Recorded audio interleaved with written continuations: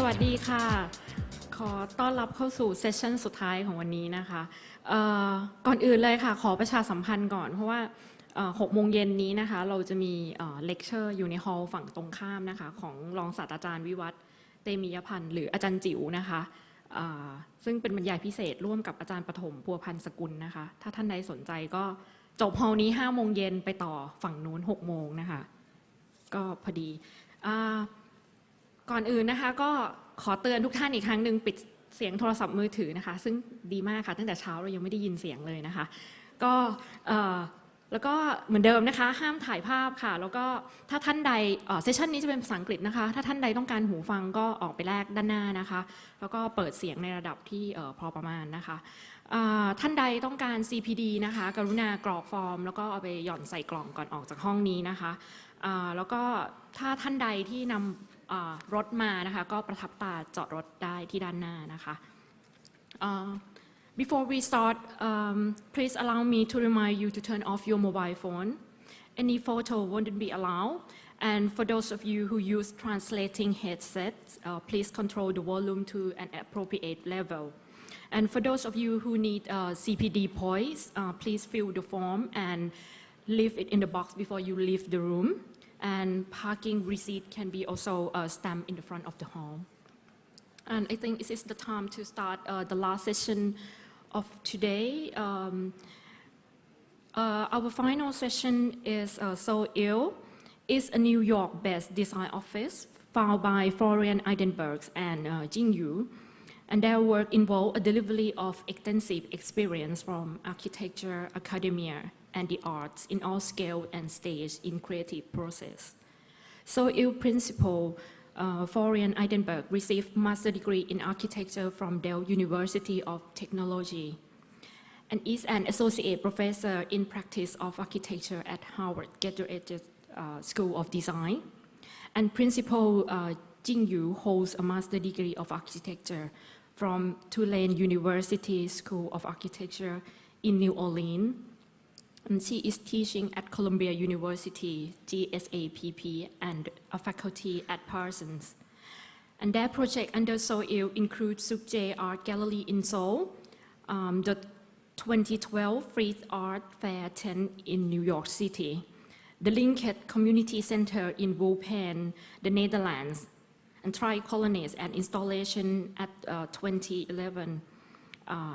And the last one, Shenzhen, Hong Kong by city. And Seoul has received a number of recognitions such as the MOMA PS1 Young Architects Program for the AIA Young Practice Award in 2010, AIA New York Design Award for Kukje Art Gallery, and Logan's Office in 2011 and 12, and the Emerging Voices Award by the Architectural League in 2013. And I think it is the time now, and please welcome both of them, Florian Idenburg and Jing Liu.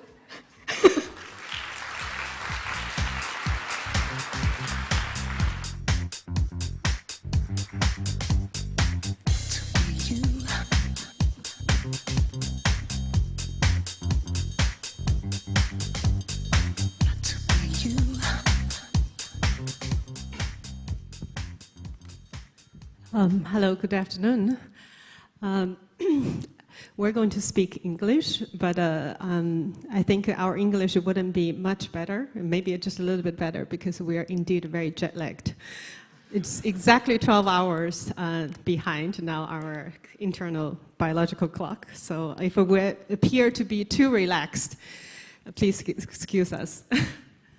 So our office is Seoul, and so Florian is Dutch born an architect. I'm Chinese born architects. We met in Tokyo, working at Sana together, and actually today during the lunch we were joking about exactly 10 years ago. Florian and I came to Bangkok. Actually, I think it was also in May during the height of SARS, because we were both so desperately needed a break from our very demanding bosses. So we escaped here to Bangkok, and I think a lot of things has happened in the last 10 years.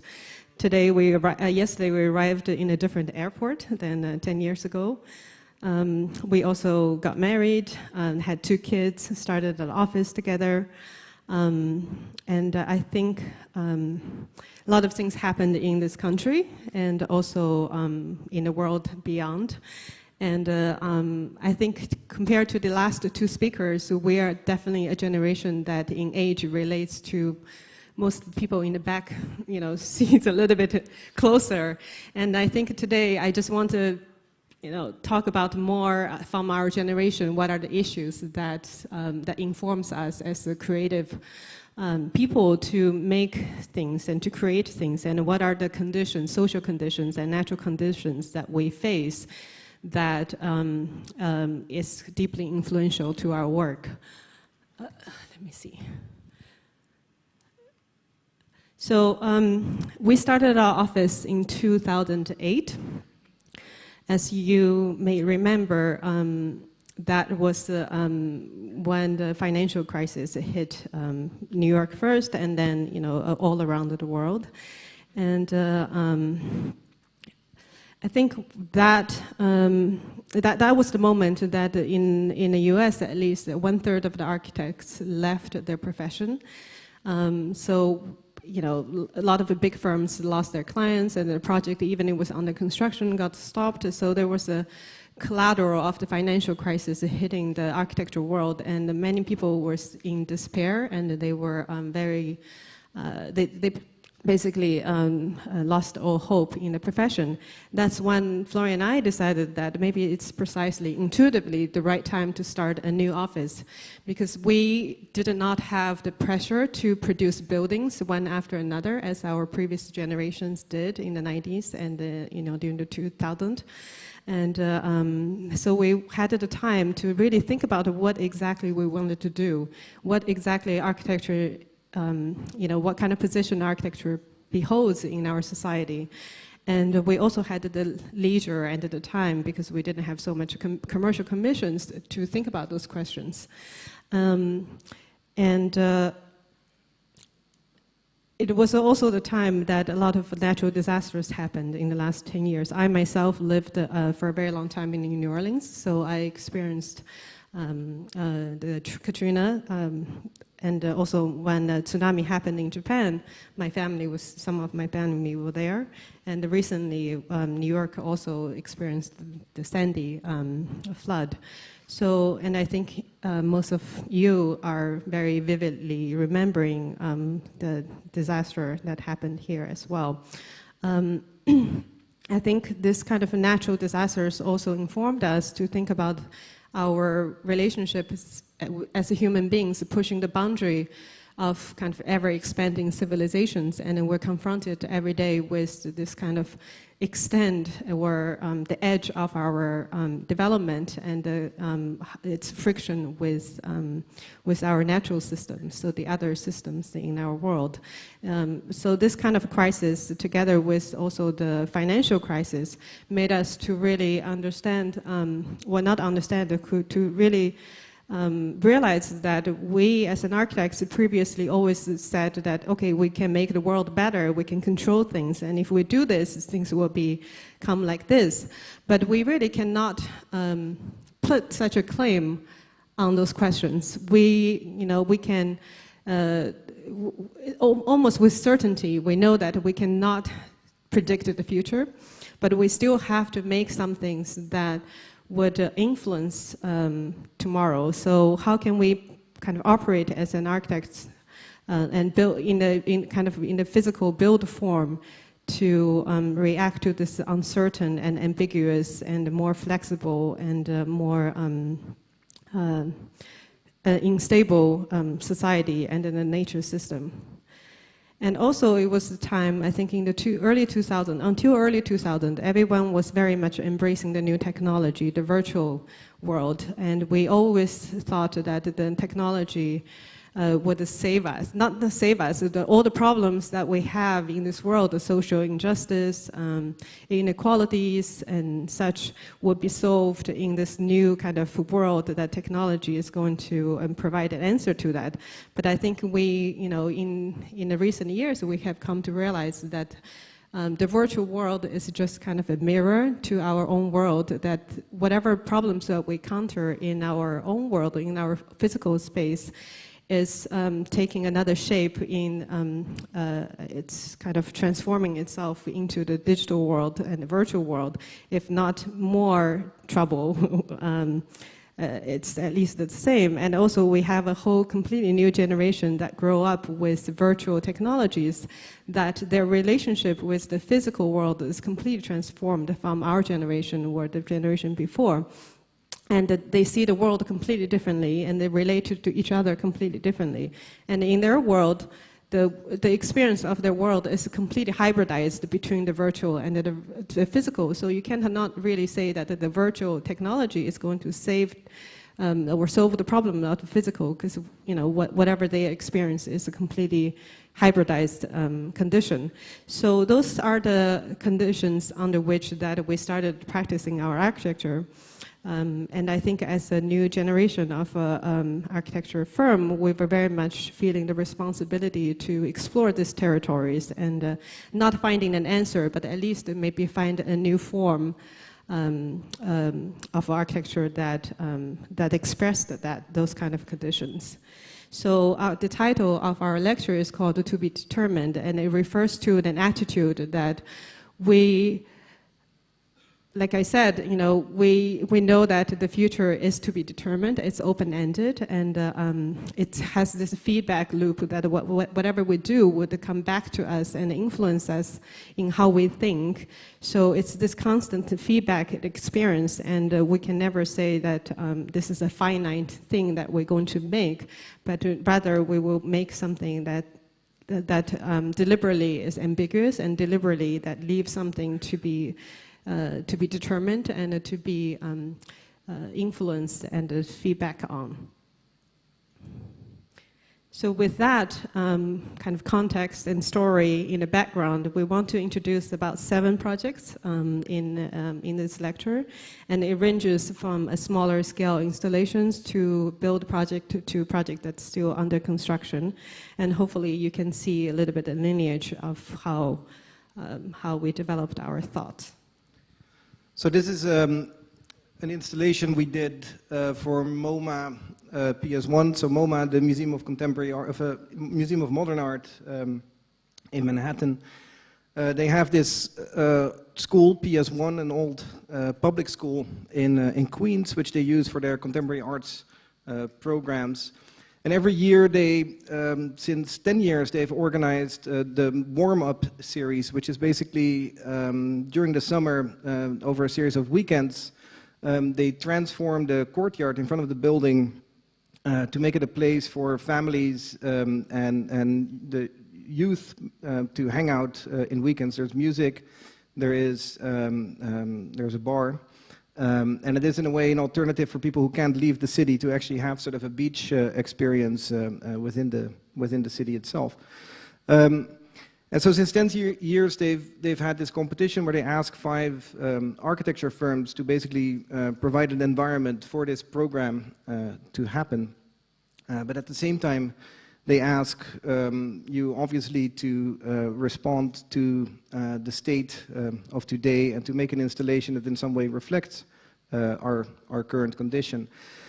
And so we were asked in 2009 to participate in this competition, which was well, not much after we started our office, and it allowed us to contemplate on some of these issues that Jing just raised. Because the initial program is very simple: provide a bar and provide sort of mitigate the environment.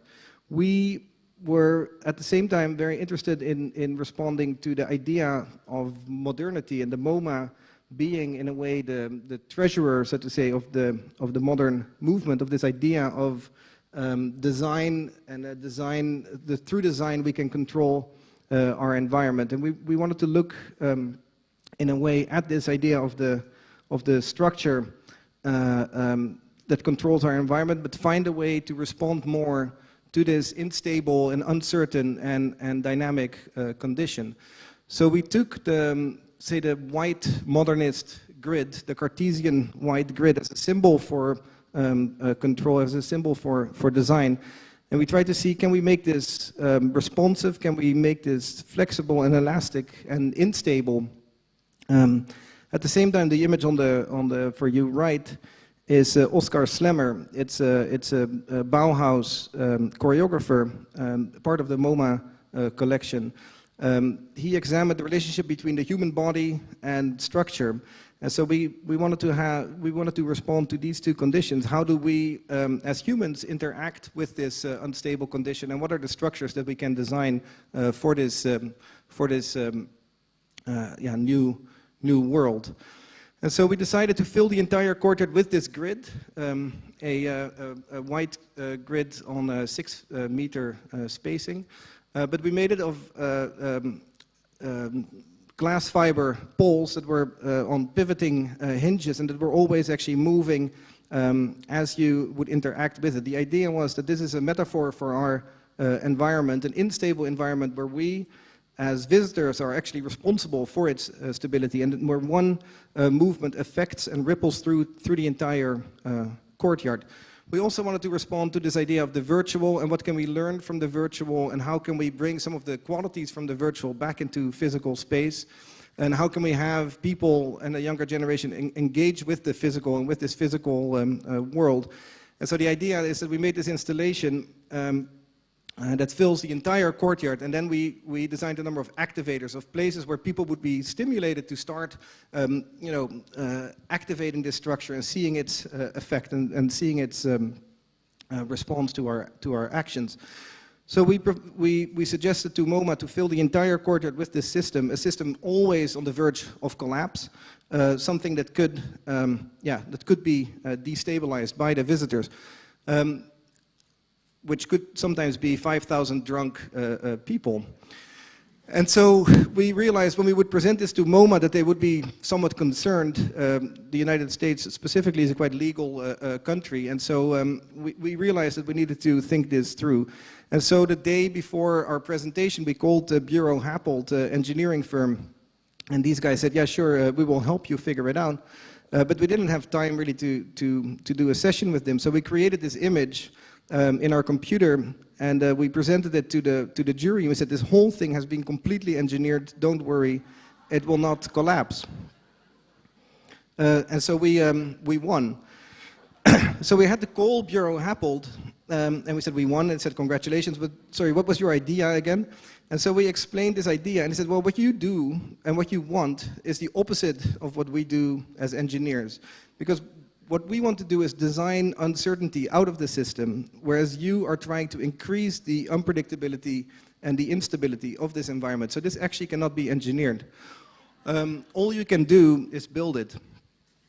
So the next day, we went to PS1. We went to the courtyard with a bunch of surf mast bases and a few poles and some elastic rope, and we started to test the installation.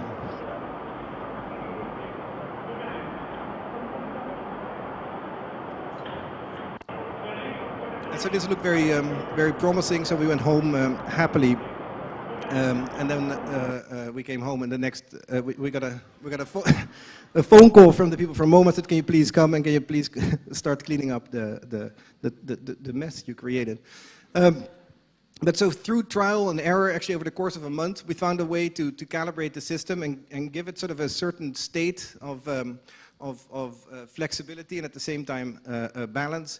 And we worked through and figured it out. And so here you see the installation with also a number of these activators, these elements that stimulate interaction. And the balls that you see there, they were used to calibrate the system, and at the same time they suggested a game. They sort of opened the system up for interpretation. There were no rules. We actually invited people to come up with their own ideas. And so the system was an open system that invited interaction in different ways. And so the images you see here were actually images we found online showing how people started to interact with this open system. And it became sort of a new way to stimulate new sort of social relationships, and we figured out types of play that we had not anticipated ourselves. With this this image, we got emailed by one of the lawyers from MoMA saying, "Is this allowed?" And it was up for interpretation and interaction in many different ways. And so after let's see, now I have to, yeah. So apart from this installation, what happened is that as soon as this project was announced, there were many people, and I will show only, we will show two, but there were many other creative people in New York that said, can we do something within this installation? Is there another way to use it and to work with it? And so you see the large courtyard over here, and then there's a smaller courtyard, which you see over here. We were approached by Arab, their acoustical engineers, and they said, can we make an installation there with sound in a way that sound would activate the environment? What we did is we installed 8 accelerometers, which are these things you have in your phone that actually measure where something is in space, into 8 of these poles, and we connected them to speakers. And so, let's see, it's very interactive. So here you see the 8 speakers connected to these poles, and if you would move the poles, they would affect the sound that would come out of this speaker. And then together with 2x4, a graphics design firm, we developed an iPhone application with which you could claim these. You could claim one of these 8 poles, and you could start to affect the sound that would come out of the speaker. And so suddenly the thing became an instrument, but it became also sort of a hybrid space between say the physical, very active environment there, and then your phone with which you could control the sounds. And so you had people shaking this thing and at the same time, trying to work on their phone to adjust the sound. And once we had that information, this constant data flow of where things were in space, we thought maybe there's other things we can do with this as well. So with the app, there was a second part, which you see here, which is Watch, where there could be a live feed, a constant feed on your phone, actually seeing this physical environment being activated. And so suddenly my mom in Amsterdam, for instance, who had the app, could call me and say, are you there again shaking that pole? If she was interested in that at a certain point. And so this is this hybridity of space and spatial experience that we spoke about.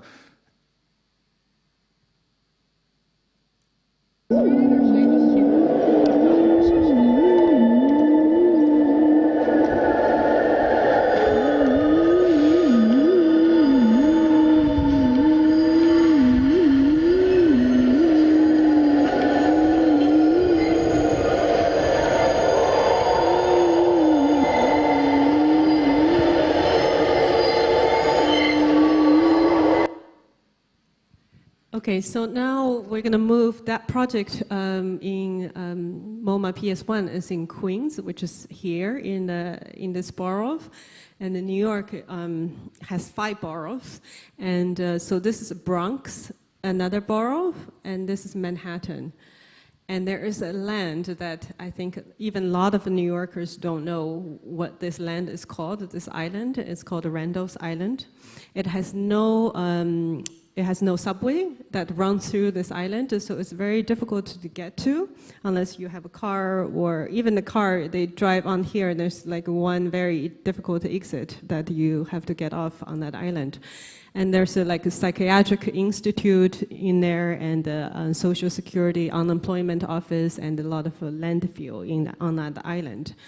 The reason I'm giving you the history of this island is that this is the only island that was that doesn't have residential development because of the transportation and such. on this island, so it has no kind of a commercial interest for developers in New York, and that's a very rare context.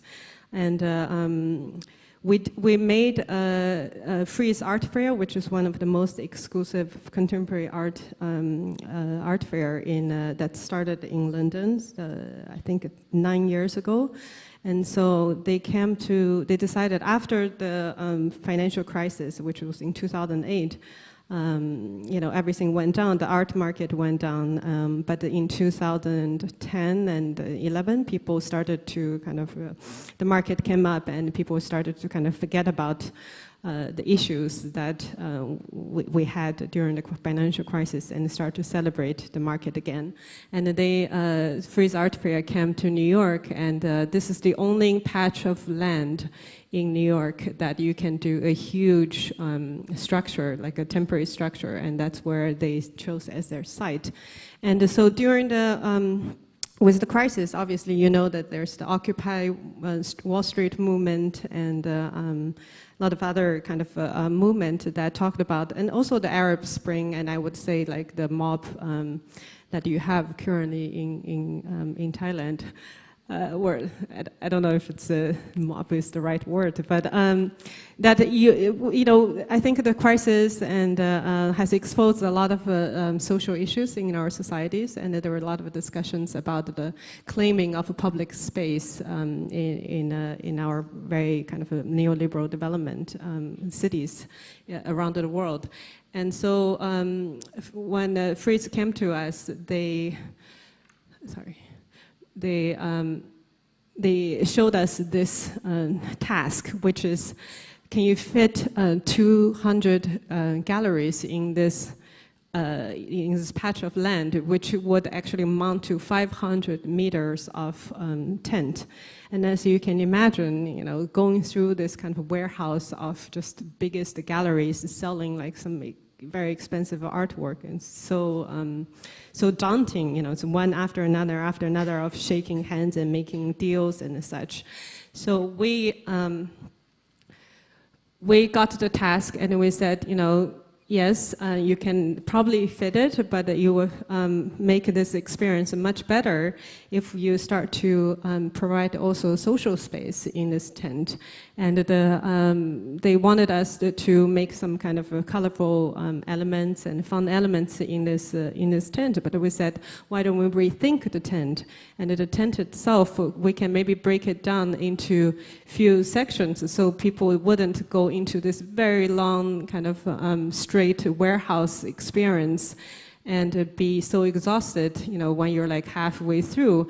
But we would break it into 6 sections, and between each sections, we would insert this public space. That because, if you know the contemporary art galleries, they need straight walls. So in these wedges, because they're not straight, you cannot ever use it for selling art.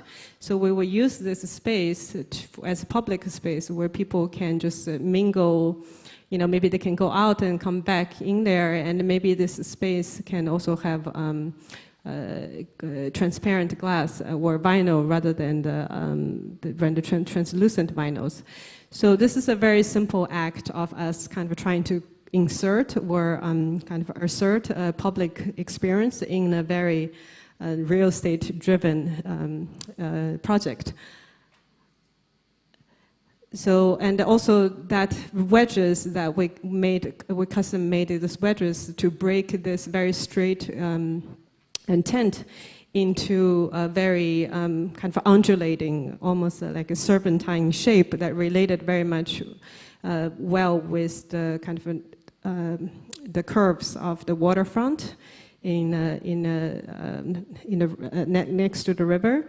And what we also did, which the contractors hated us for that, is typically you have the tent is serviced by a lot of trucks and generators and chillers and mechanical chillers and such. And typically they're on the two sides of the tent because the tent is 50 meters long. And we've asked them to put all the mechanical systems on one side, so they were able to leave one side of the tent completely free of all the mechanical systems, so people can really go out from the tent and use this space as a sculpture garden and project space for the fair. So on the inside you can see that this is one of the wedges, the custom-made wedges. And in here, people would kind of have a rest, and you know, some artists that did projects here that's not for sale, and it's just for the public to enjoy, to see. And also, we brought in a lot of restaurants to occupy these wedges, and these wedges, so each wedge would have a restaurant, and sometimes this is I think we need to speed up a little bit. We're already 30 minutes into the presentation. Really? Okay. Okay, so on some of the wedges, you can go out and there's a deck and people would roast the pigs, which is a very popular thing to do in New York, here. And also on the two ends of the tent, we made this very festive tent, kind of vinyl structures. And if you can remember, you know, when you're young, and probably you go to circus, and there's this always a kind of a very, you know, you don't know why it's there, but it's this, you know, kind of festive gestures for kind of some kind of exciting event that's happening. So we wanted to create that similar experience here as well, and with easy. Am I going to do the next? Oh yeah, no, it's me. Yeah. Actually, we forgot the order. Yeah. Okay. So the next project I'm going to show is the project that we did in Korea, Seoul, the capital of Korea, and the project is in one of the oldest neighborhood in Korea. In Seoul, it's right across the street from the palace. I think you need to sit here a little bit so I can point. You can imagine how we designed together. Yeah. So here is the site, and across the street is the palace. And the neighborhood is like this, and it's a lot of the. It's called hanok. It's this kind of traditional courtyard houses with a very detailed constructions. And so the brief was to have. Can I use it? Yeah. So this is the street where the palace is on the other side. The client has two buildings already. The biggest building is their first gallery space, and the second one is called K2, their second biggest gallery. And they asked us to do another gallery in the back. And you can see that on this road, actually, there are quite a bigger scale buildings. But as you go back into the kind of inner blocks, the scales start to break down to very small kind of old courtyard homes. And the building the client asked is a very simple gallery box, the biggest gallery box we can make. That's column free. And underneath this box, there's a theater space, the same footprint, and underneath that, there's another kind of office and deal rooms. So we did exactly that programmatically. We give them the biggest gallery box possible, and we pushed all the other accessory elements outside of the box. And but this diagram is very, you know, the client was very pleased with our solution, very straightforward. But we thought that this diagram was too harsh and too rational for that neighborhood, which is very refined and fine-grained. And we looked at the Korean paintings and you know, a lot of the sculptures that we found in the museums there. And you can see, I mean, the Korean paintings are very similar to the Japanese and the Chinese old paintings as well. It's kind of somewhere between an interpretive, poetic gesture and the graphic gesture. So you can, in these paintings, you can see exactly, it's diagrammatic in the way that they're very accurate. You know, each mountain relates to the actual mountain that's in the city. But also, like, they're not the literal kind of representation of that mountain. You know, it's graphic and poetic at the same time. And then you have this Korean vase that are formally somewhat ambiguous. It's not exactly a kind of sphere, and it's not, you know, there's something kind of in between about those shapes. So we thought, what if we wrap this diagram, this three-dimensional diagram, in this kind of permanent ambiguous fog? And so we literally shrink wrapped the building with a stretchable material as a model, as a study model in our office. And our client, so our client saw it, and that she's very, you know, efficient in her communication. She says, "I love it, make it." But we had no idea what this facade was going to be. And then we scratched our head, but then we came across this image, which is a medieval armor that's made out of chainmail mesh. And then we thought, okay, this is it. You know, this is exactly what we needed. Something very strong, but also very elastic and pliable at the same time. Why can we, you know, how can we scale it up and make it into an architectural scale rather than a human body scale? So we started a test in our office with, you know, cardboard, laser cut cardboard with different scales. And then we bought some of the kind of belly dancing chainmail mesh, you know, materials from India, and started to test the behavior of this material. Wait. And then, because we knew how it would behave, how it would stretch in different directions, we were able to map all this in our building. And we then collaborated with an engineer and tested basically this ring at different scales in a material lab, and to understand how, at which point the stress would break the ring. And then, you know, once we understood the behavior of each of the rings, we were able to, in computer, model out the entire facade's behavior on our building. By then, we knew so much about this hypothetical material or facade, but the question is, who's going to make it, right? Like, because it's not something that exists in the world, and you know, there's no specification or companies that made it. So we went online. We went to Alibaba.com, and then literally we typed in ring mesh. And then we realized that there was this city called Anping, southwest of Beijing, that they called themselves the hometown of mesh. And many factories basically came back to us and said, yes, we can make this. You know Chinese, they're very, you know, optimistic about things. You know, this can-do, you know, attitude. Yes, of course, we don't know what it is, but we can make it. And so we started to Skype with this girl whose name is Ring. We thought that was very promising, right? And this, you know, after a couple emails, and then they said, I will send you a sample. And so this sample arrived in our office after 1 month of interaction with the Ring. And we were super excited about it because it was the first time we saw something close to what we imagined in our head. And as you know, like, I don't know if you have any experience with meeting friends or boyfriend or girlfriend online.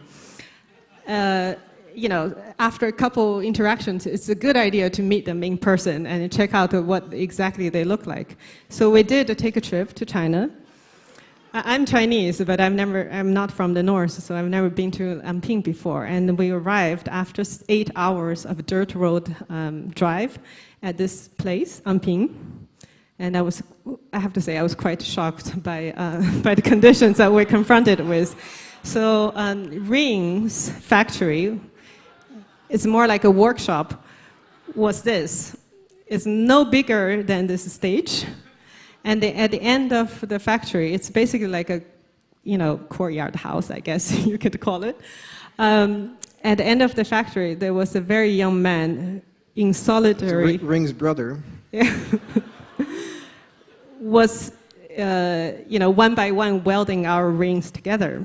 And then basically I told the workshop owner, it's like, do you have any idea what we're trying to do here? We need 500,000 rings welded together, and we have to hang it on the building. I think he didn't know how to answer my question. And there's Florian and our engineer, scratching our head at that moment. But, I think with any relationship, you shouldn't give up when you are first, confronted with differences and, expectation, kind of a disappointment. So we started to, but this is, Anping was our only hope in delivering this building. So we started to work, and, like the workshop owners also said, don't worry, I know that we cannot weld the 500 rings together, but there are many welders, and many of them are my cousins in this, this town. I'm sure together we can do it. So indeed, we got a lot of, workshop together, and indeed, everyone could weld in that town. So, but in order to quality control this whole process, we were, we had to kind of devise a process with them. We told them to weld them individually, but then, on this plywood kind of shelf, they would have to kind of put them all together in front of them so that they don't make any mistakes. And, sorry. And so they will make these smaller patches individually, and then they will come together and make those smaller patches in bigger swatches. And if you can imagine, this is a process that cannot be mechanized, right? So it's literally 500,000 rings, all hand welded and polished like this, and they are all hand linked together like that. And then we rented a local car wash to make the acid etching process, because that's also not something that, it's not a facility they had in that town. And in the far right, you can see how the big swatch then produced by the smaller swatches. And then we rented a local schoolyard to do the mock-up samples. And I think the local residents approved our mock-ups. And then, so 14 of these swatches, 14 of the swatches arrived on site and was hung by the Korean contractors from above. And you can see that basically there is a parapet at the top that had the springs on them, and they have to basically hang these rings, the mesh from the parapet, and then it's tensioned at the bottom and then at the top again. So it's a very kind of intense hand-made process from the beginning to the end. And this is the building realized in the neighborhood. As you can see that it's a very dense and a small scale urban fabric. So the building is really like softly nested in this neighborhood. And you will never really understand, this building as an object. And, when you approach it, it's somewhat kind of in the cloud and fuzzy. And you don't really encounter it until you're really up close to it. And then you realize that the experience is very ambiguous and unpredictable. It's almost like the opposite of what you would think an architecture form would be, that it has a finite form on the outside, and the inside it's this very intricate spaces. This building is almost the opposite, that the inside the space is a very finite rectangular gallery box.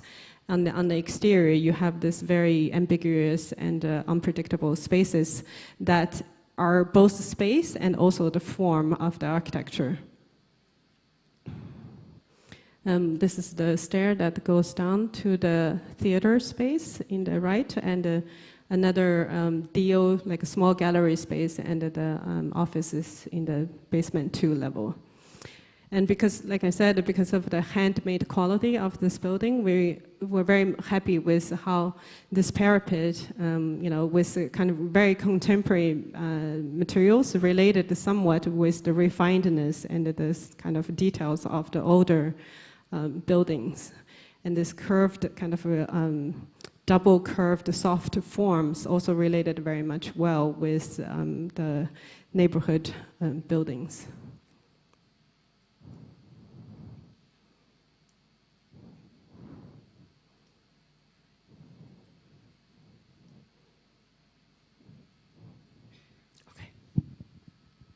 Um, at the same time, we were doing a project in New York, which is sort of the inverse.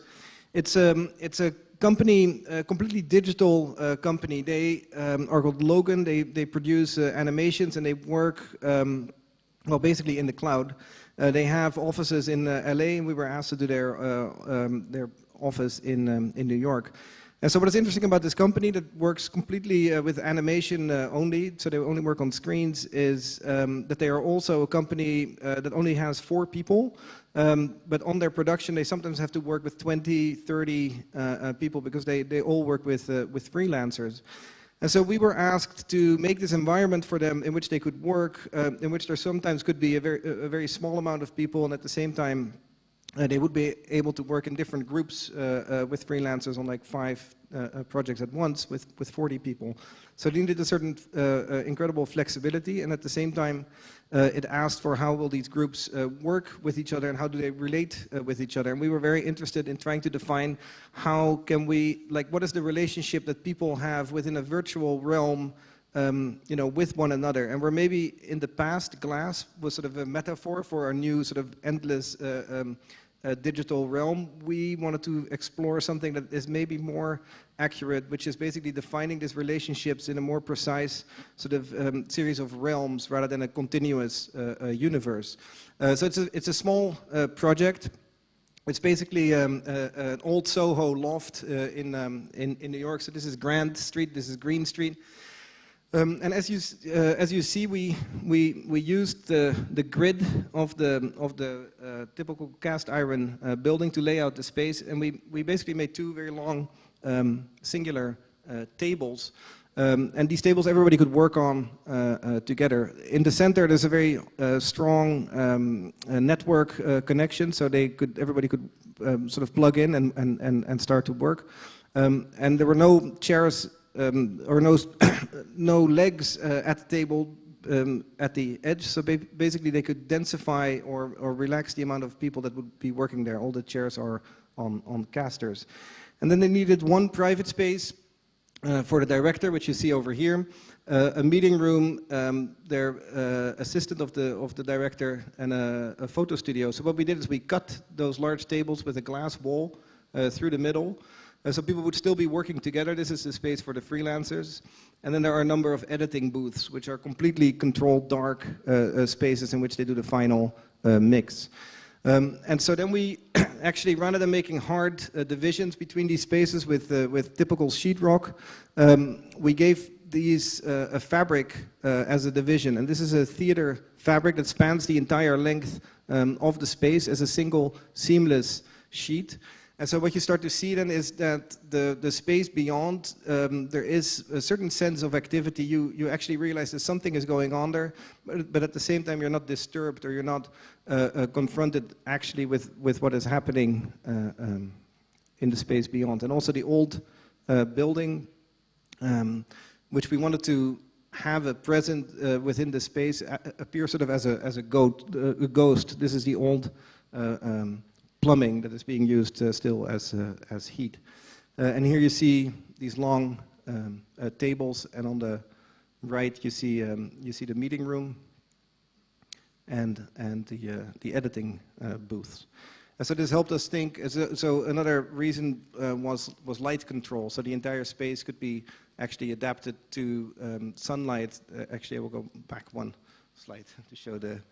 Can I go back or not?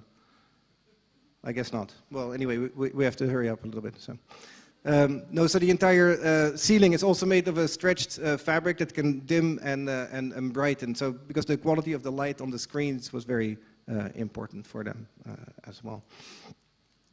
And so here you see these 2 tables next to one another. And what is interesting is one sort of appears almost as a mirror of the other, but then suddenly you see somebody walking through one space, but not appearing in this mirror. Apart from that, we do a lot of competitions, and this is a competition we did in Belgium for a similar, I would say, audience, a young audience. It's a museum of contemporary art. It's a public museum of contemporary art in Hasselt in Belgium, in the north of the country. And what is interesting is it's located in an old, beautiful courtyard, sort of a hidden cloister yard in the center of this historic town. So here you see the historic city, a very typical medieval city with a very dense fabric, beautiful old brick buildings that have become like the commercial center of the town. So there's a lot of retail, a lot of restaurants. And then there's this walled garden there where the nuns used to live. So this is the place where there was a cathedral or a church which was bombed in the Second World War and left in ruins as a memory of the violence of history. And this is where the nuns used to live. They had their little houses and their little yards. And then after the war, they rebuilt this place with a museum. Here in 1958, this museum was built specifically for art. And in the 80s, they built a sort of a fake historic school there as an addition to it. The only way to get into this courtyard was through this old building, this gateway building. And so the very dense commercial center, there was a big door, and basically the only way to enter the existing museum was through this courtyard, through this gateway building. The scope of the project was to renovate the existing building. This school was being demolished and moved out and extend the museum over here by moving these spaces, which were used as galleries now, also into this space. So an upgrade of the existing facility and an extension to this size. And we were, so the programming of this institute is very dynamic. It's a very active, young audience. It's very much a sort of a do-it-yourself, I would say counter-commercial also attitude. So they don't do shows about specific artists, but it is really shows about topics, about questions that are at stake in society. There was a need, because it was public money, to open up this museum to the town. People couldn't find it, and so there was actually the question: can you make a real gate to the outside, to the neighborhood, or to the old center? But we liked this idea of the enclosure and the protection in some way, that not everything becomes part of this commercial world. And so we came up with this diagram. It basically uses the walled sort of city wall around this old yard as a filter, as something that transforms you, that changes you. And so this diagram tries to illustrate the friction that we wanted to create with our installation within this space, and so how it works as a transformative experience. The courtyard itself and the fabric of this neighborhood, or of this building, consists very much of just walls and openings. And so we were thinking, can we use this very simple organization of wall and opening to come up with a new typology for this new museum? A traditional gallery is organizes its walls and openings in this way. So you get an enfilade organization, where you tell a story, a curatorial story is very literally from one room to the next to the next. When we said this doesn't fit with this new audience, and which doesn't want the story to be told to them top down, they browse, they move through space in a different way. We cannot make a classic organization like this, and we started to look at different ways of organizing. So if this is the classic enfilade, and this is maybe a more modern, where the space flows from one room to the next, but it's a little bit more dynamic. We said we would set out ourselves to find something different, and we then wrote a script that basically tries to very carefully calibrate exactly where the opening is, the size of the opening, the relationship of the opening to the room. And so if you see, this is the city and this is the yard. We ultimately came up with a system where the openings happened right at the corner, so at every alternating corner, and they gradually increase from the city to the yard, so that the fabric of the walls of the museum actually act as this filter, that as you push through, you sort of create a more open relationship towards the yard beyond. And so this is what we settled on, alternating openings right at the corner where the walls come together. And this means that you can get sort of a new, oops, it goes a little bit fair, a new connections, but sort of on the oblique, a visual relationship from the city into the yard. And at the same time, every time that you come to the edge of a room, there's a choice. You can't just go on to the next room, but you actually have to make a choice. You browse basically through this environment, and there's 3 possibilities. And this also changes the way curators, for instance, can use the space. So suddenly, rather than telling a linear story, you can create sort of multiple storylines that happen together within the museum itself. And so we didn't want to make just an extension like this. We wanted to affect the old building as well. So we took the existing grid, and then we extended that into the new building, and we changed both the old and the new within this system to create this new spatial experience. And so old and new come together, not by adding, but by taking away. And this created not a very programmatically precise building, but something that actually offered them a whole portfolio of spaces, a catalog of rooms, all with different qualities so that they can use in different ways. They could use it sometimes as a gallery space, sometimes as, it's a little bit of a delay. So here as gallery space or as education space. We didn't even provide gallery walls, just a concrete structure that they can then sort of take over and use as needed. And so here you see how you could organize exhibitions that work sort of as a chessboard installation. Even the stairs and what have you can be part of the exhibition experience as well. And then we broke up the volume of this extension to make it fit better within the scale of the city, and it becoming part of this wall, of this fabric that basically filters this relationship between the commercial center of the town and this beautiful garden behind. We became second in this competition. But it helped us think about the next, which is a project which is currently under construction, which is a museum in UC Davis in California.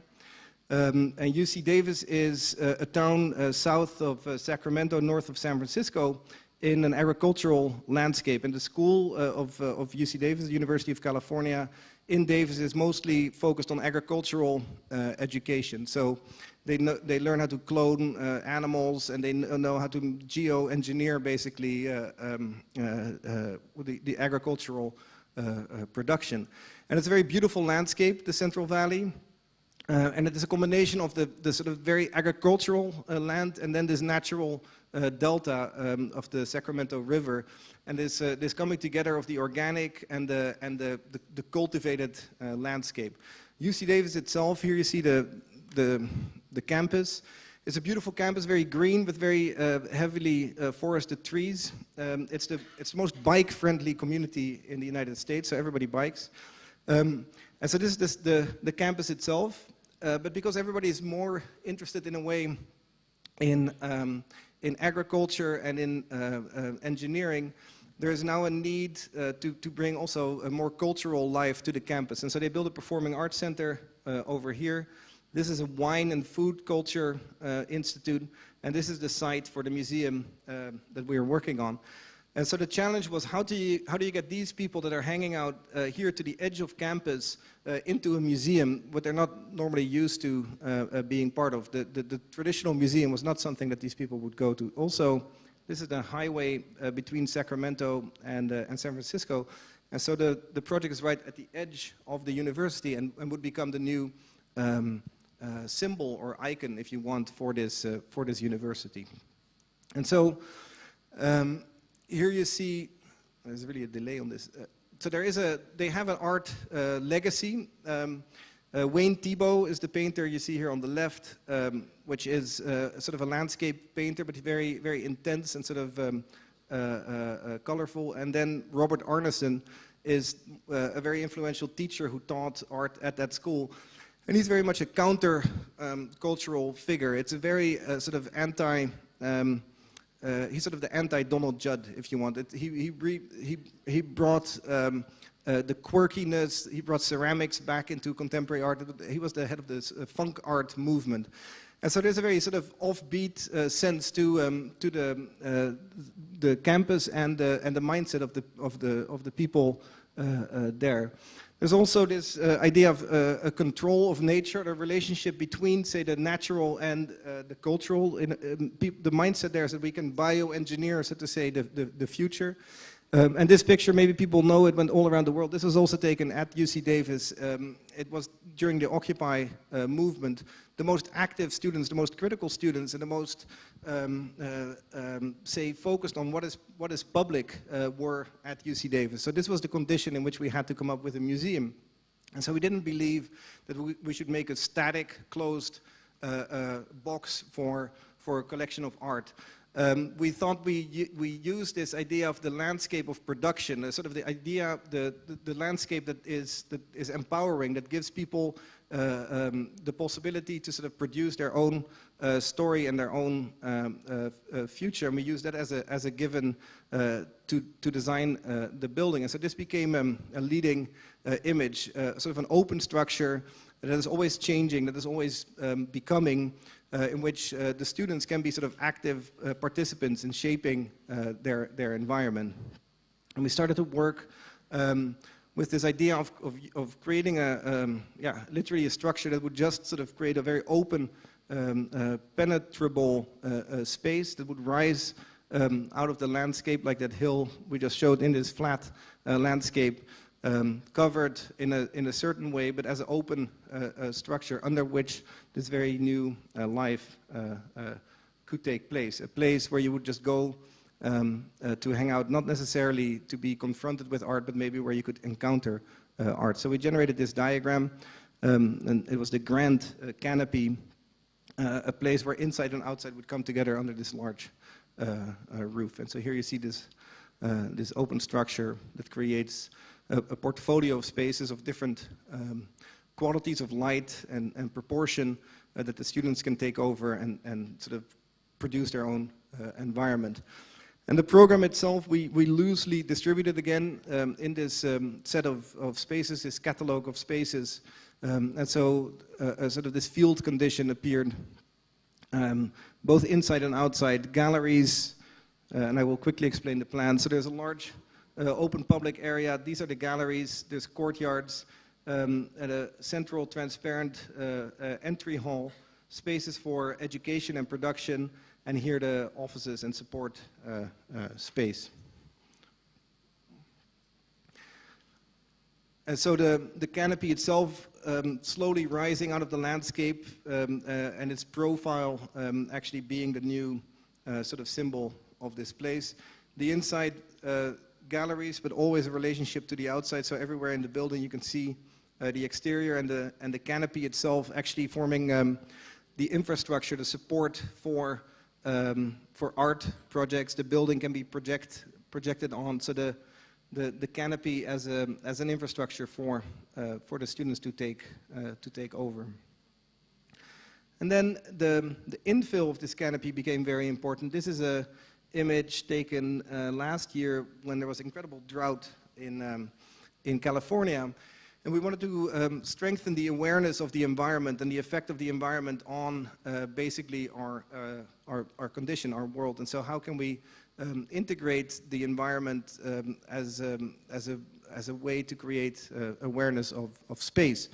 And we got interested in working with the shadow of this infill. So on the left you see the shadow of the trees on the campus. We thought, can we use this, the shadow and the shadow patterns to create a heightened awareness of where we are in this place. And we started to study with models how we can control the shadow, actually control the shadow patterns and the way you would experience the space.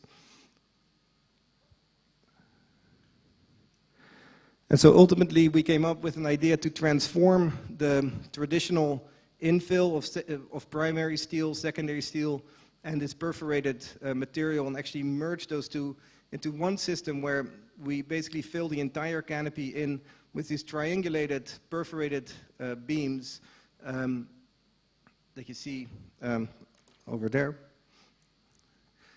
And through changing the spacing and the orientation and the openness, we could calibrate the shadows throughout this canopy and create sort of spaces that are darker and more shaded, and others that are more open and more articulated. So there's this whole patchwork of different shadow patterns that will occur under this canopy, and we're hoping that it will activate the spaces in their use, and also that it will actually make people aware of the environment as they move through. And so here we see some tests on our roof in New York, and you see that the multiple layers of material create sort of different ways in which the light falls through. And so from the interior, the space underneath will be, feels very activated, while as the top becomes actually more smooth, and these lines, the original lines of the structure, become more legible. And this is a mock-up we recently did on site. And so this is, we started construction, and it will take another 2 years for this to be built.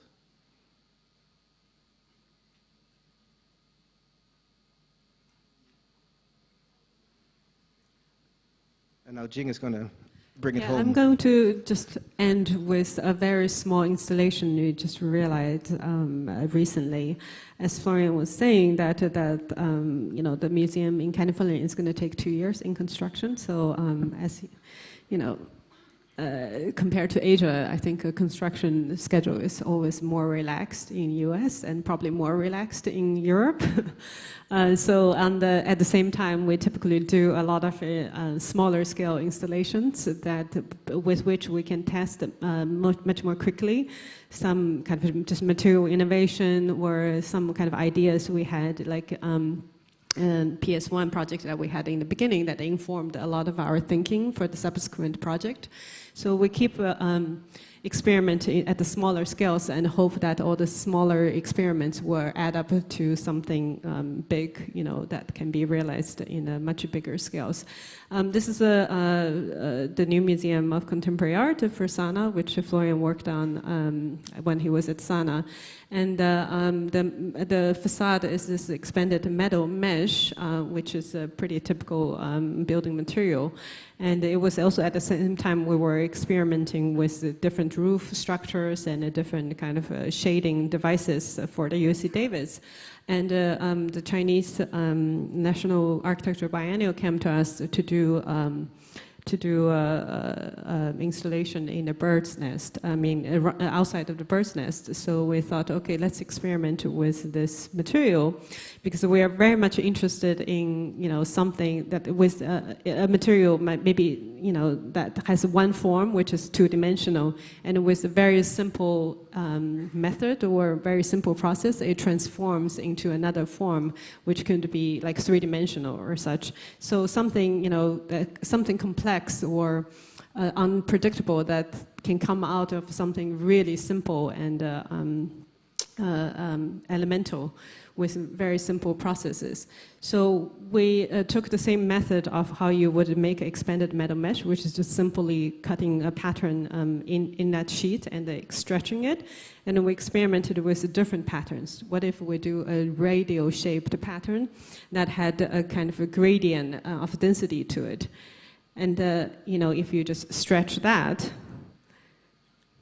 it will become this cone shape out of this sheet material. And as the same in China, that they always like to experiment things even when they don't know what it is.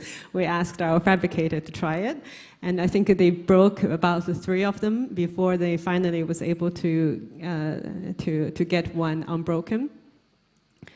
And the beauty of this this experiment is that we ordered 16 of them to be made, so they were laser water jet cut in the factory, and then they can be flat packed in a container, just like very efficient way of shipping this sheet material. It's 2.5 meter by 2.5 meter, and on site it's almost like opening an umbrella, that you would open it up and then link it together, and immediately you are you end up with this very fascinating and unexpected canopy space. We didn't expect that they were going to ward off this this installation. We were hoping that people would be underneath it and see the reflection and the light coming through it. And really experience it. But I think, as you can see, it's a little bit framed as an object. at this moment. But underneath it, you get this very, amazing, unexpected kind of shadow and a light experience. And I think with that, this is the end. Yeah. With that, we're going to end our lecture. Thank you very much.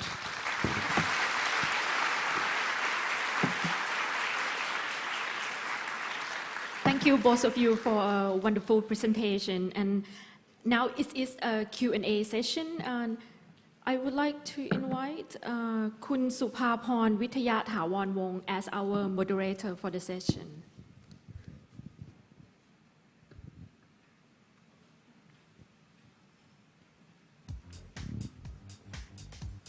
Thank you for your wonderful presentation. And I was just told that we only have 10 minutes, so you guys are going to have to talk faster. Yes.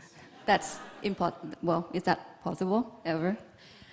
Anyhow, well, I feel that it's sort of worth mentioning that actually the 6 or 7 projects that you guys chose to present today represent only a small portion of the body of work that you have.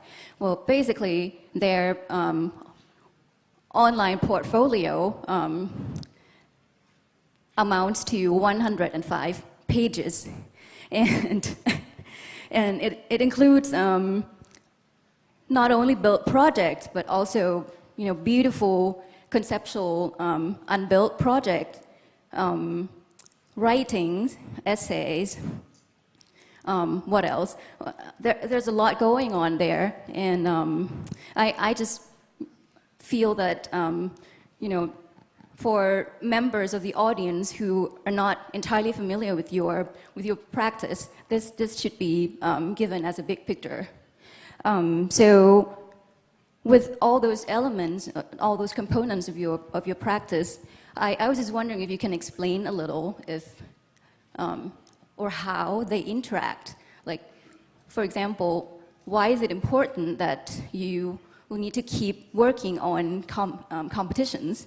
Or what is the role of writing in your practice? Well, those are, I mean, that's a very broad question, but basically, I think yeah, okay, sorry. Faster, yeah. faster.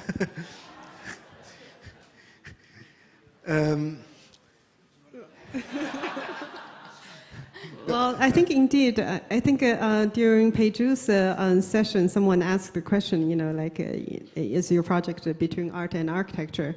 We have that similar question always asked to us, and also, our office, we talked about, are we architects? What are we trying to do here? And I think, everyone can be an artist, right? Like, architect... Really?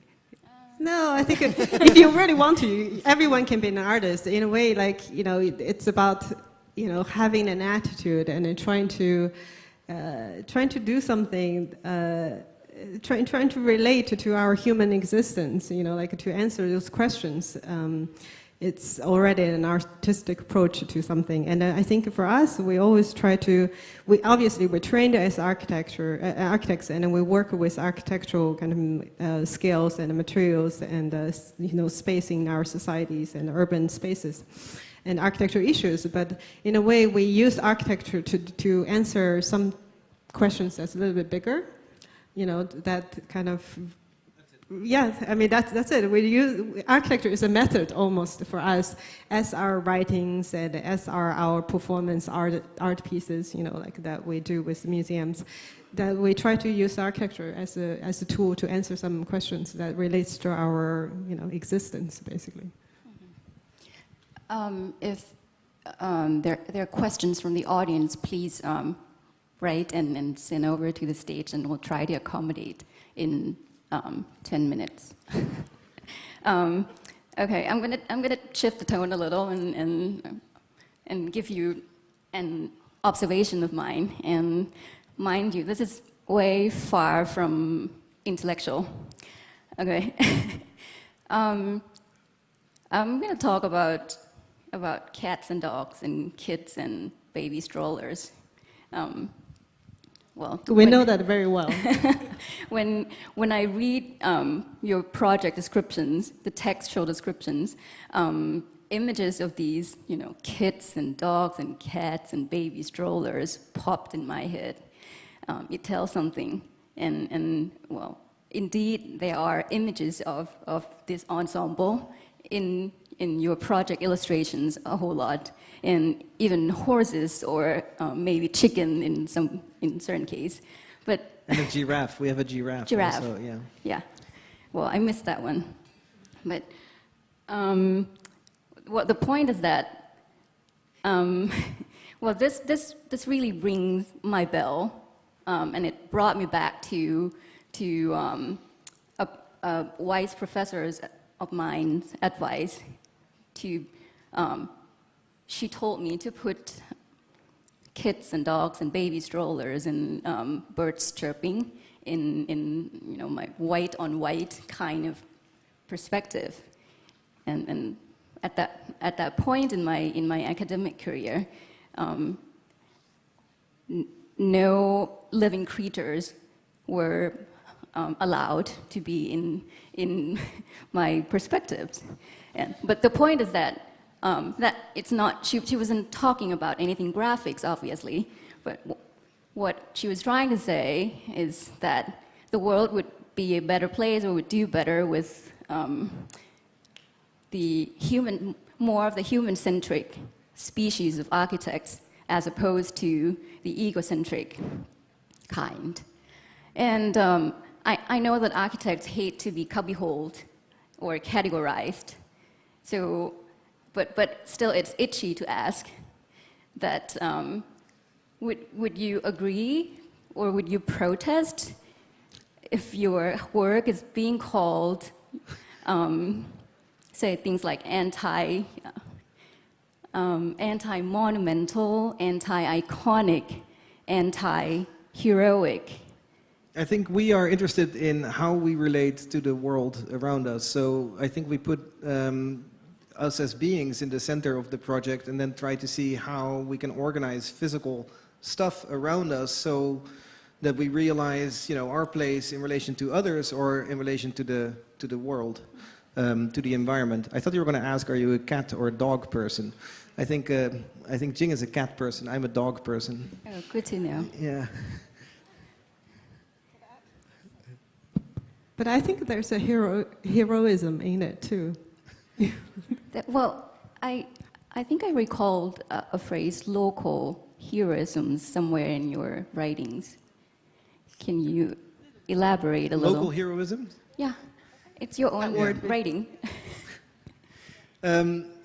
Let's see. No, well, I think if you speak about the non-monumental, I don't know. We're interested in a lightness. We're interested in ambiguity. We're looking to find ways that we can create spaces that people can relate to from different positions, from different backgrounds. What we I think try to shy away from is the over conceptual sort of, if you don't get it, you don't get it type of approach. So we're trying to make things that actually, PS1 is a good example of an open system, which everybody can find a way to work with or interpret it or make their own.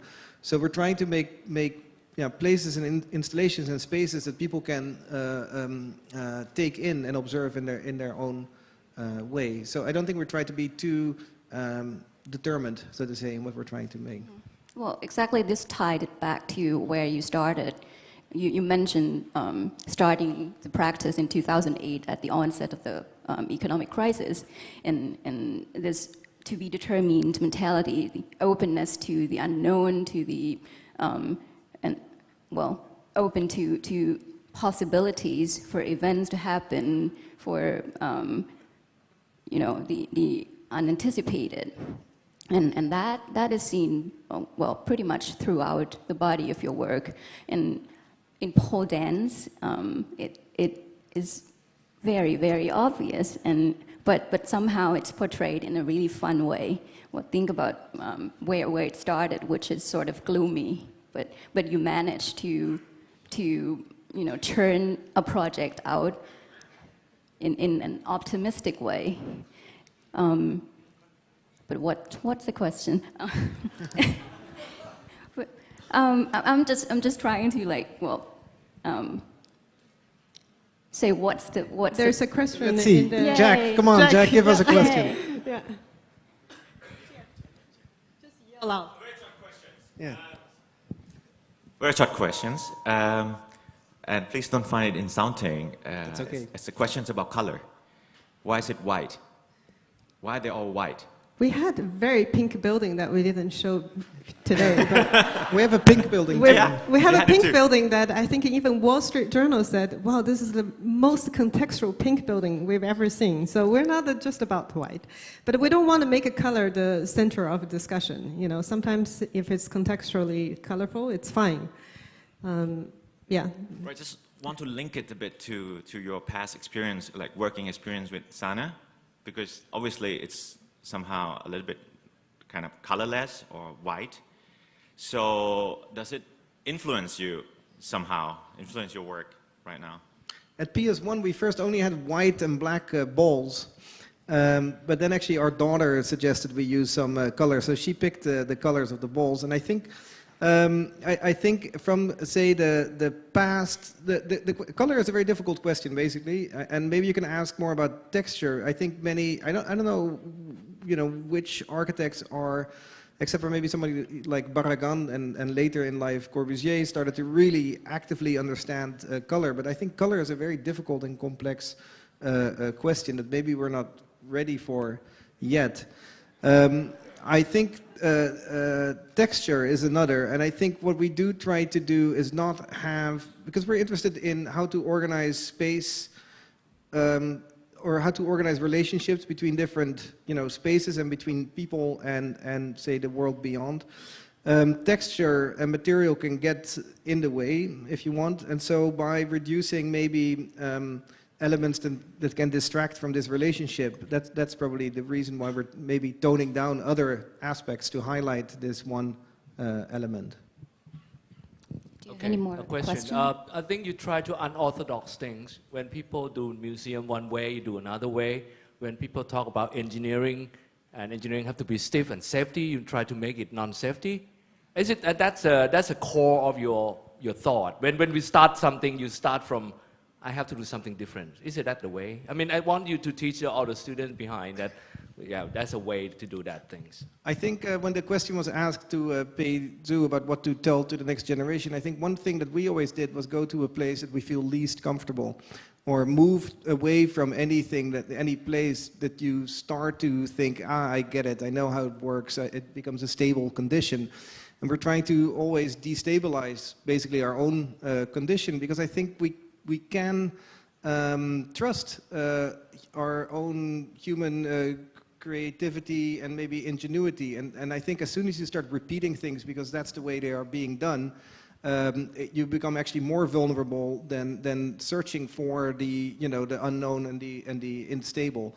So I do think it's not that we do these things just because we want to do it different, but we actually feel that by going there we will find something new.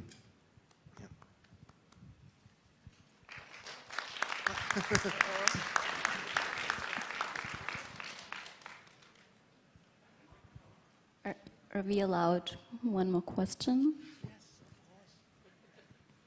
Yeah, we're already deep in the red here, I see. But my question follows up on this. You started out in 2008, the crisis went out, and I feel I started also practicing then. I feel many clients also threw away all possible risk.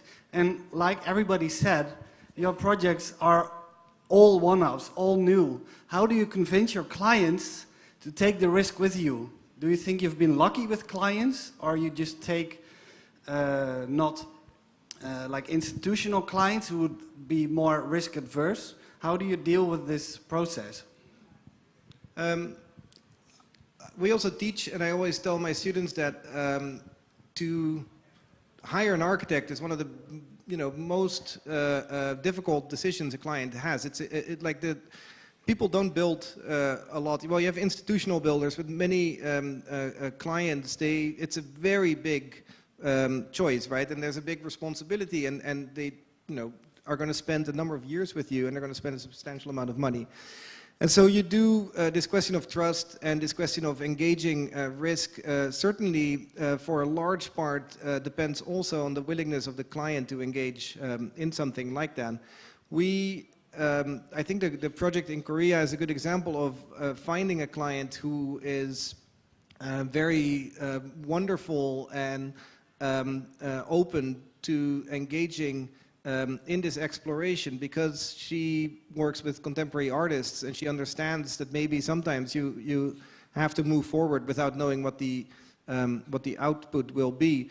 But we also take on risk ourselves. And so in the case of that building, for instance, well, there was a few things. One is, first of all, we made sure that the building would work without the skin, right? So this is one thing where we did, she wanted to be comfortable that the building would work despite, if we would succeed or fail with the creation of this envelope. At the same time, she gave us a budget, and we said, well, we'll make it for that budget. So it was actually up to us to deliver to that number, and anything that we would go over would actually be at our own responsibility.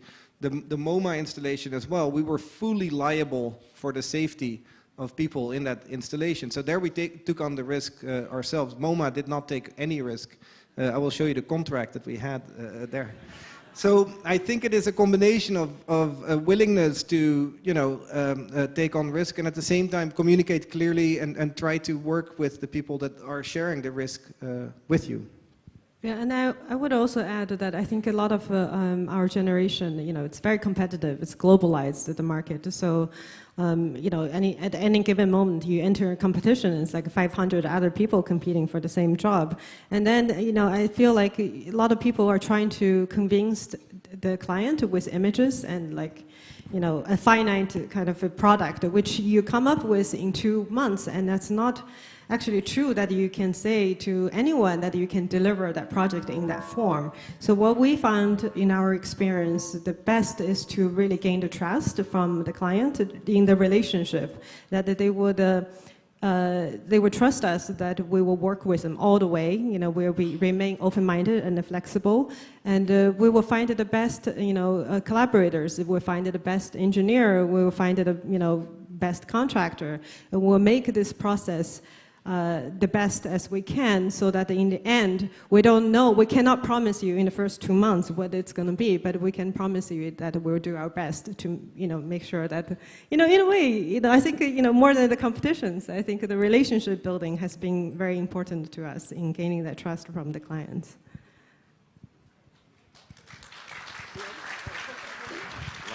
Last question. I know both of you are educators. Can you talk about how your academic life, your life with students, teaching, and the experiences you have with them contribute to your practice? Yeah. What is interesting, so I was educated in the Netherlands, then went to Japan, and we ended up in the East Coast, and Jing had a sort of a similar but different track. What is very interesting about the education in the United States is that there is a lot of talking about architecture, and there's not so much doing of architecture. So, actually, well, but it actually really forces you to think and rethink your project, and it helped us very much, or it forced us to think much more precise, maybe, in this idea of the project of architecture. So in that sense, the helpful thing of teaching is that it is continuously confronting you with your own work, because you're actually relaying thoughts, and so it forces you to articulate those. And obviously, I would say, so now we have 8 people working for us. Most of them are students of ours that we've worked with, when they were students. And they've come into the office, and we learn a ton about new ways of thinking, new software, new, really, I think the generation that is completely digital has affected not just the way we work, but also the way we think about the relationships that people have with one another. So it's ongoing, and we both, I think, spent maybe a little bit less than half of our time teaching, but it's very, very much part of, it forces us to think, and it helps us think.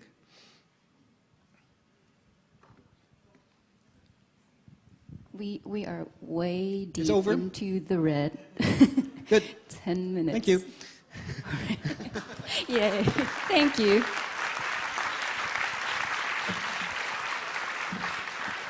Thank you, all of you. Next, I would like to invite Kun Pichai Wongwaisayawan again to present Mr. Florian Idenburg and Mrs. Jing Liu a token of appreciation.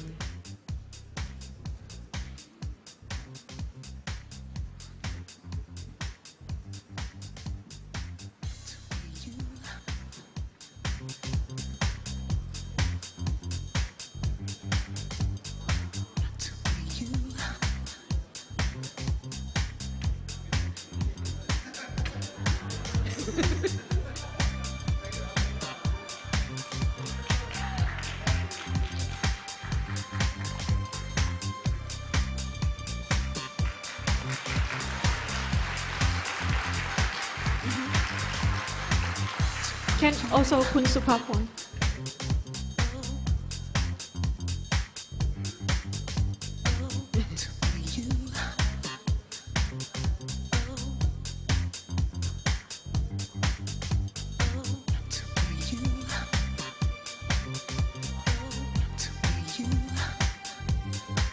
All right, thank you for joining us today, and tomorrow we will have another 3 sessions, which are Kun Dwangrit Bunnak นะคะ another one by Wasa Perovic, and the last one I think is a very famous kind of new trend of architecture, quite famous in fact. ไปฟังอาจารย์จิ๋วกันบ้างนะครับเพราะว่าครูของเราแล้วก็เราก็รับอะไรที่เป็น international ไปแล้วนะครับอย่าให้อาจารย์จิ๋วกับอาจารย์ปฐมท่านเหงานะครับข้ามไปฝั่งนู้นแล้วก็ใครเป็นสมาชิกก็ไปอาสาคลับนะครับแล้วก็ไปช่วยเป็นกำลังใจให้กับบรมครูของเราด้วยขอบคุณครับ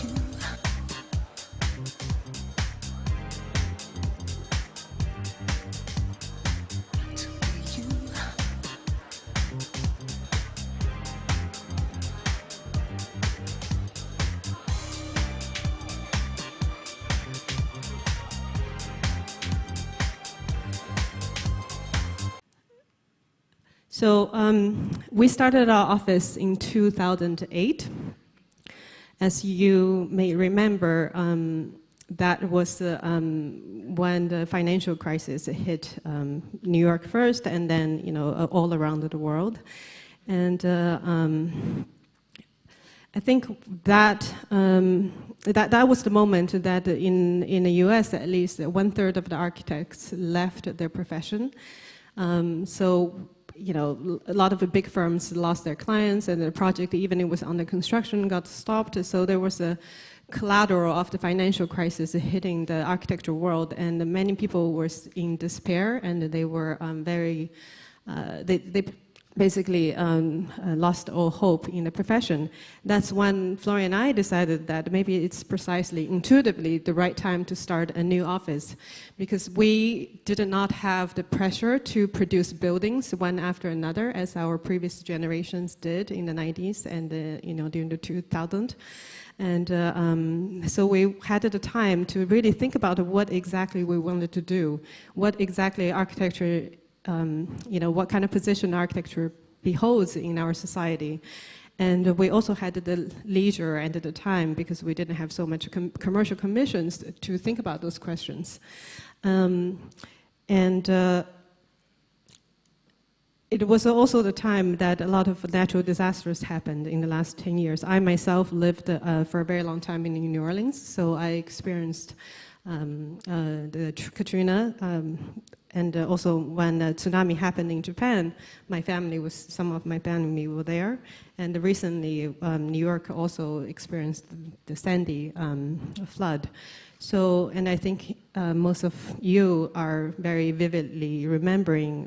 Florian Idenburg received master's degree in architecture from Dell University of Technology, and is an associate professor in practice of architecture at Harvard Graduate School of Design. And Principal Jing Liu holds a master's degree of architecture from Tulane University School of Architecture in New Orleans. And she is teaching at Columbia University, GSAPP, and a faculty at Parsons. And their project under Seoul includes Kukje Art Gallery in Seoul, the 2012 Frieze Art Fair tent in New York City, the Linked Community Center in Wuhan, the Netherlands, and Tri-Colonies and installation at 2011. And the last one, Shenzhen, Hong Kong by City. And Seoul has received a number of recognitions such as the MOMA PS1 Young Architects Program for the AIA Young Practice Award in 2010, AIA New York Design Award for Kukje Art Gallery, and Logan's Office in 2011 and 12, and the Emerging Voices Award by the Architectural League in 2013. And I think it is the time now, and please welcome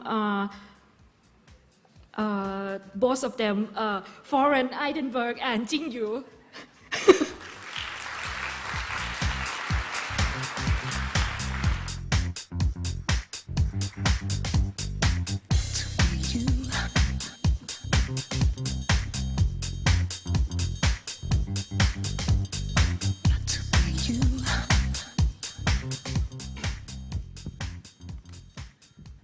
Hello, good afternoon. We're going to speak English, but I think our English wouldn't be much better, maybe just a little bit better, because we are indeed very jet-lagged. It's exactly 12 hours behind now our internal biological clock, so if we appear to be too relaxed, please excuse us. So our office is Seoul, and so Florian is Dutch, born an architect. I'm a Chinese-born architect. We met in Tokyo, working at Sana together, and actually today during the lunch we were joking about exactly 10 years ago, Florian and I came to Bangkok. Actually, I think it was also in May during the height of SARS, because we were both so desperately needed a break from our very demanding bosses. So we escaped here to Bangkok, and I think a lot of things has happened in the last 10 years. Yesterday we arrived in a different airport than 10 years ago. We also got married, had 2 kids, started an office together. And I think a lot of things happened in this country and also in the world beyond. And I think compared to the last 2 speakers, we are definitely a generation that in age relates to most people in the back, seats a little bit closer. And I think today I just want to talk about more from our generation, what are the issues that informs us as a creative people to make things and to create things, and what are the conditions, social conditions and natural conditions that we face that is deeply influential to our work. Let me see.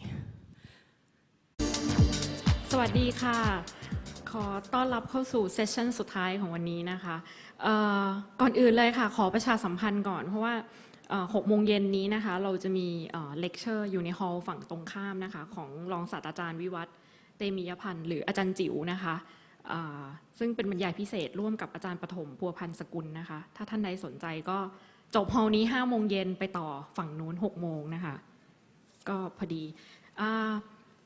ก่อนอื่นนะคะก็ขอเตือนทุกท่านอีกครั้งหนึ่งปิดเสียงโทรศัพท์มือถือนะคะซึ่งดีมากค่ะตั้งแต่เช้าเรายังไม่ได้ยินเสียงเลยนะคะก็ แล้วก็เหมือนเดิมนะคะห้ามถ่ายภาพค่ะแล้วก็ถ้าท่านใดเซสชันนี้จะเป็นภาษาอังกฤษนะคะถ้าท่านใดต้องการหูฟังก็ออกไปแลกด้านหน้านะคะแล้วก็เปิดเสียงในระดับที่พอประมาณนะคะท่านใดต้องการ CPD นะคะกรุณากรอกฟอร์มแล้วก็เอาไปหย่อนใส่กล่องก่อนออกจากห้องนี้นะคะแล้วก็ถ้าท่านใดที่นำรถมานะคะก็ประทับตาจอดรถได้ที่ด้านหน้านะคะ Before we start, please allow me to remind you to turn off your mobile phone. Any photo wouldn't be allowed. And for those of you who use translating headsets, please control the volume to an appropriate level. And for those of you who need CPD points, please fill the form and leave it in the box before you leave the room. And parking receipt can be also stamped in the front of the hall. And I think this is the time to start the last session of today. Our final session is Seoul. It's a New York-based design office founded by Florian Idenburg and Jing Liu. And their work involved a delivery of extensive experience from architecture, academia, and the arts in all scale and stage in creative process. Seoul principle from the disaster that happened here as well. I think this kind of natural disasters also informed us to think about our relationships as human beings, pushing the boundary of kind of ever-expanding civilizations, and then we're confronted every day with this kind of extend or the edge of our development and its friction with our natural systems, so the other systems in our world. So this kind of crisis, together with also the financial crisis, made us to really understand, well, not understand, to really realize that we as an architects previously always said that, okay, we can make the world better, we can control things, and if we do this, things will become like this. But we really cannot put such a claim on those questions. We can,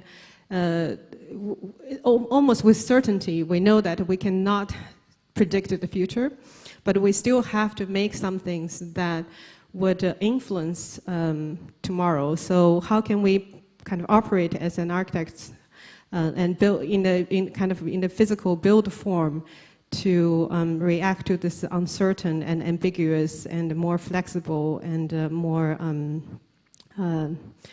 unstable society and in the nature system. And also it was the time, I think in the early 2000s, until early 2000, everyone was very much embracing the new technology, the virtual world. And we always thought that the technology would save us. Not save us, all the problems that we have in this world, the social injustice, inequalities and such, would be solved in this new kind of world that technology is going to provide an answer to that. But I think we, in